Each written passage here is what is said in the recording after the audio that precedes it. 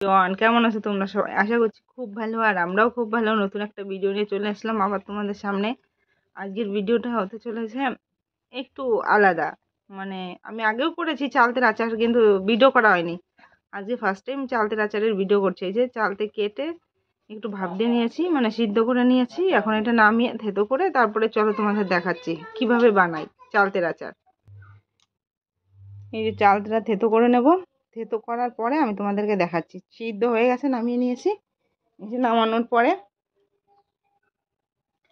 এখন আমি থেতো করব, থেতো করে তোমাদেরকে দেখাচ্ছি। এই যে থেতো করার জন্য নিয়ে নিয়েছি। এই যে চালতাটা আমি করে নিয়েছি, থেতো করে নিয়েছি। থেতো হয়ে গেছে। তোমরা চাইলে যেরকমভাবে খেতে চাও হালকা থেতো করলেও হবে, বেশি থেতো করলেও হবে। আমি একটু বেশি করেই থেতো করেছি, কারণ আমার শাশুড়ি মা বলেছিল যে বেশি করে থেতো করলেই ভালো হবে, তাই জন্য বেশি করে থেতো করেছি। এবারটা চলো আচারটা বানানো শুরু করছি। এই যে কড়াইটা দিয়ে দিয়েছি, কড়াই গরম হয়ে গেছে। এখন তেল দিয়ে দেবো।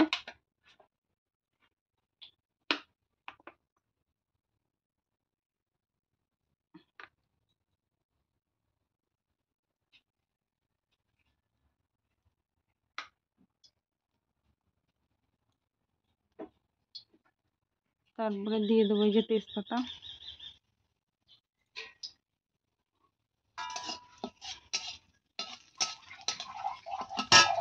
এর সব। আমি একটু ঝাল খেতে ভালোবাসি, তাই একটু কাঁচা দিয়ে দিচ্ছি, শুকনো লঙ্কা দিয়ে দেবো। মানে লঙ্কা তো আলাদা পেস্ট করেছি, যে পেস্টটা বানিয়েছি ধনে জিরে পাঁচফোড়ন ভেজে ভেজে তারপরে ওটা গুঁড়ো করেছি। ওর ভেতরে লঙ্কাও দিয়ে দিয়েছি। লঙ্কা টঙ্কা একবারে সব ভেজে এই যে পেস্ট করে নিয়েছি, সেটা দিয়ে দেবো নামানোর একটু আগে।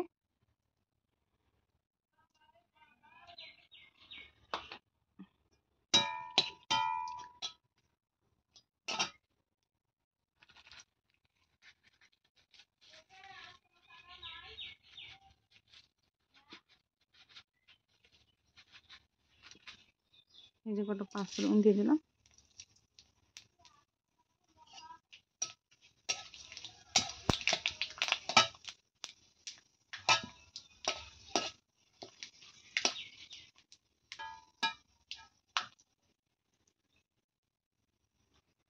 ঝাল তোমরা বেশি করেও দিতে পারো, কম করেও দিতে পারো, যে যেমন খাও আর কি, সেইভাবেই। এখন আমি চালতেটা দিয়ে দেবো, এই যে পেস্ট করা চালতেটা।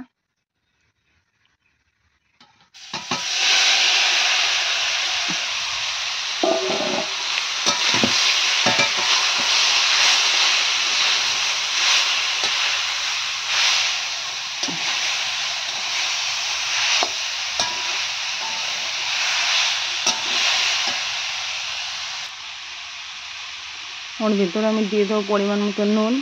এই যে নুন, আর একটু একটু হলুদ দিয়ে দেবো।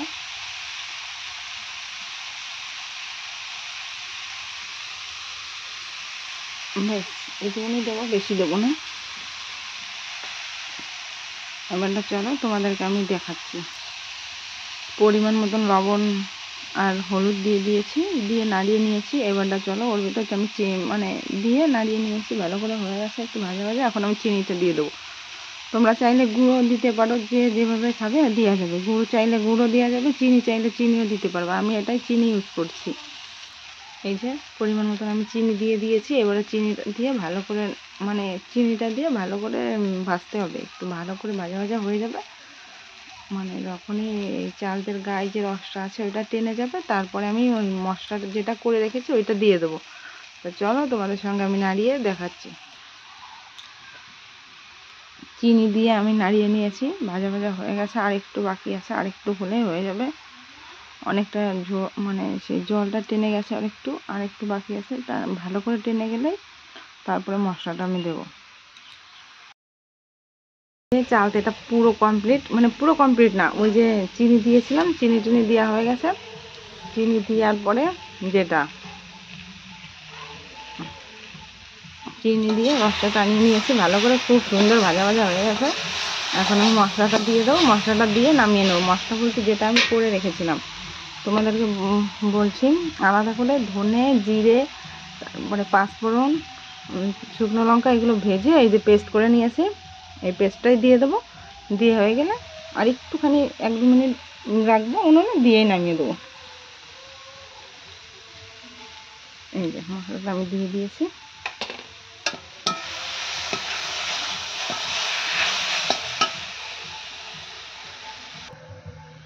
আজকের চালতের আচারটা এখানেই সমাপ্তি হলো, মানে শেষ করলাম।